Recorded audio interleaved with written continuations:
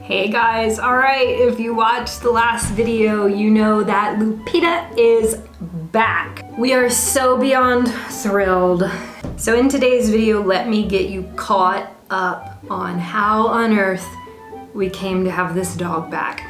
Okay, so let me start at the beginning. We got Pita in the fall of last year. Jesse had gone out to get tacos from the taco stand in our neighborhood. Harper was already asleep, and I'm sitting in the dining room and I get this text from Jesse that's like, I pet a dog at a taco stand and she will not leave me alone. Like, she's following me home. And at this point, like, I had been wanting a dog, but I was being good because Jesse did not want a dog. So I was like, you know, I was not pushing the issue. And we don't have a yard, so it's a little inconvenient to have a dog, and we have all these travel plans, and so, you know, a dog just wasn't in the picture for us at that point. So when he says, like, she's coming home with me, I was like, do not let her come home or I will want to adopt her because I will love her. And he did. He brought this dog home. He opened the door to come in and she just waltzed right in like, hey, I'm home. How's it going, guys? So we gave her some water. I scrambled her some eggs because obviously I didn't have any dog food. I loved her immediately, but she was in good shape, and our assumption was she had a family. So after we finished our tacos, Jesse went back out with her and started trying to find who she belonged to. He was asking the taco guy, like any person who kind of knows the neighborhood, he was asking. And we couldn't find anybody to claim her. So we said, okay, let's not just keep her out on the streets. She belongs to somebody. We don't know who she belongs to. She doesn't belong to anybody close by. So let's keep her overnight and then we'll keep trying to find her family the next day. So we did that. And the next morning I woke Harper up and I told her that there was a dog in our house, and she was so excited, and you know, we just loved having this dog in our house. We told Harper from the very beginning that we were looking for her family and that when we found her family, she would go back to living with them. But weeks passed and we found no one. Now, my main fear was always that we would adopt somebody else's dog. Because the thing is, here, pet culture is not exactly the same as it is in the United States. Even in the United States, pet culture varies from region to region. Where my grandmother lived in West Virginia, the thing to do was you have a dog, and then during the day, the dog goes outside and runs around with the other dogs and then comes back in at mealtime. And that's how it is here, as far as I can tell. And we know the neighborhood dogs. And I can tell you, like, oh, the little white one belongs to that house, this one belongs to that house. You know, the more you are in a place, the more you kind of get to know whose dog is whose. But Pita was not a regular dog in our neighborhood, so we assumed she must be lost. Time passed, and as we could not find anybody to claim her, we decided we're keeping her. And we named her, we bathed her, we got her toys and a leash and all that stuff, and we fell in love with her. The whole time, we always said, if we do find her owners, she's going back. And we made sure that Harper knew that too, but we couldn't help ourselves. Like, we absolutely fell in love with this dog. Now, as you may know, when we were in Costa Rica, Jim and Mai from Spanish and Go, they were staying at our house watching Pita for us. And by the way, Pita loved Mai so much from the minute she met her. It was so adorable. So Jim and Mai were hanging with Pita, and one evening, Jim was out walking Pita, and a guy stopped him and was like, that's my dog. And Jim was like, oh, okay. So Jim is texting Mai and Mai is texting us. We're in a mall food court in San Jose, Costa Rica, and they're like telling us the situation. The guy comes home with Jim. He's showing him pictures of Pita on his phone. Like, it's obviously, you know, she obviously knows him. So we told Jim, it's like, okay, you know, we always knew that this moment could come. Make sure you give all the food and the leashes and everything, explain the situation, that we really were not trying to adopt somebody else's dog.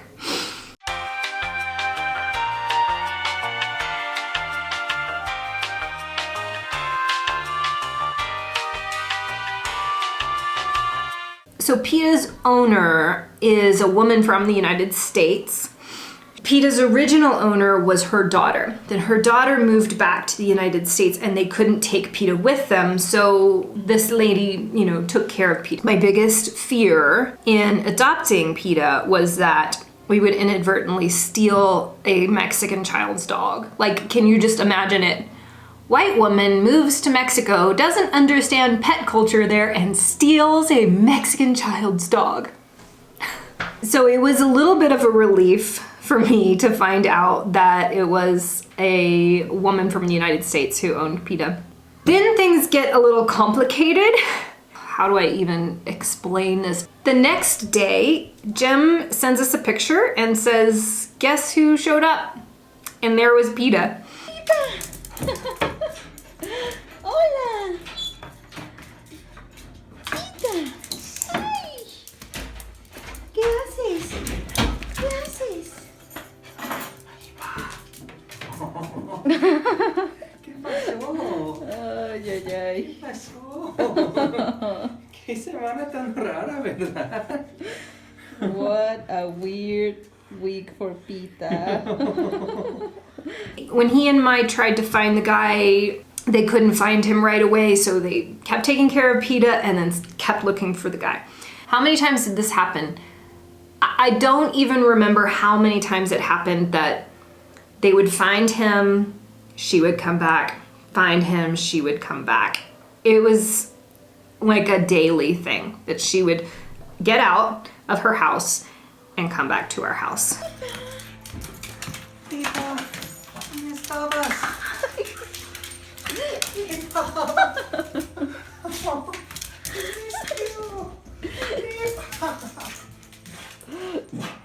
Ah, ¿tienes frío? Oh, pobrecita.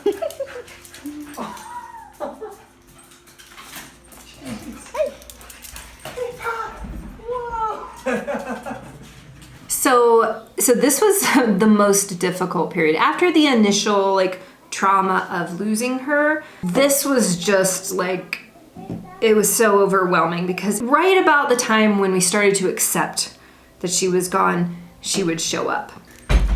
Otra vez, Pita.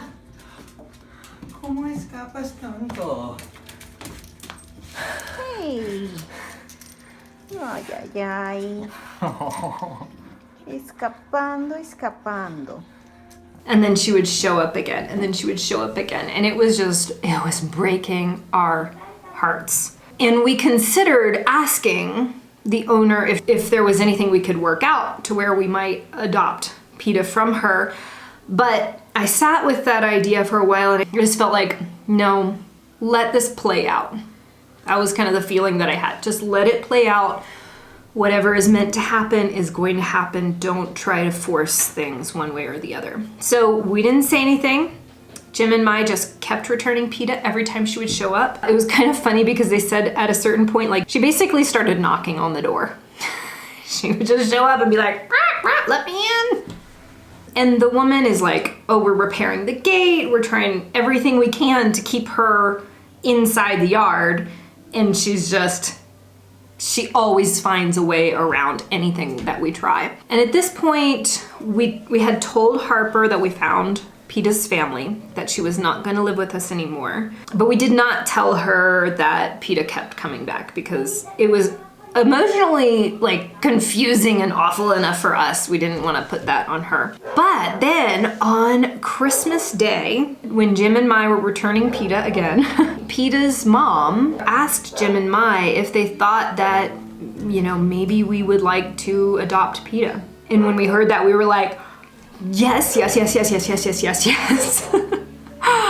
So when we got back to Mexico, we called the lady up, we had her phone number, and chatted about the situation. And she said, well, I need to talk this over with my daughter because Pita is really her dog. So she did, came back and said, my daughter's fine with it. Let's bring Pita over and see what she thinks about it. So she came over, brought Pita with her, and when Pita got in the house, like it was so amazing. Like she was like running around. Harper and Jesse and I were like, ah! It was just the sweetest little reunion. And so she's been here ever since. I felt really conflicted because our gaining Pita meant that someone else was losing her. But the daughter, Pita's original owner, sent us an email and actually explained how they got Pita and said that she was really happy that Pita was with us because she was really happy that Pita could be in a house with a little child because she had a kid, and so, you know, Pita's good with kids. And so, you know, she was really positive about it, and that kind of put my heart at ease with that situation. The only way that I can explain it is just that Pita adopted us. There's no other way for me to say it. She just decided from day one, this is her family and this is where she's living. And we are really, really thrilled about it. So Harper, what do you think about Pita being back? Well, I'm kind of happy. You're kind of happy? Yeah. So what's You mean the camera has eyes? Kind of. What's your favorite part about having Pita here with us? Well, you know, walking around, having fun, that kind of stuff. Do you play with Pita sometimes? Yeah. Yeah. She really plays. What does she play? Petasaurus game. What is the Pitasaurus game?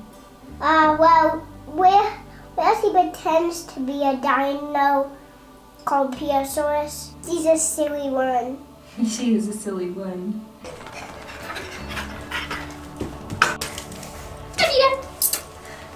Good dog. What do you think about having Pita back? It was a long, complicated journey. Bless Jim and Mai for dealing with all of that. Yeah, I think this is where she, you know, wants to be. This is where she needs to be. She's a good pal. Yes. Okay guys, thanks for watching. Thanks for going on this journey with us, and thank you for caring so much about Pita. All your comments on the initial video of getting her and then losing her, and then when we announced we had her back, it really warms my heart that you love her too, and it's just really nice. I love you guys. I will see you in the next video. Don't forget to subscribe and bell click and whatever. I'm a terrible YouTuber. Click the bell if you love Pita. Oh wait, no, that's what I'm supposed to do. Hit the thumbs up if you love Pita as much as we do. Whatever, guys. Have a great day. I'll see you later. Bye. With you, I can be sad with you.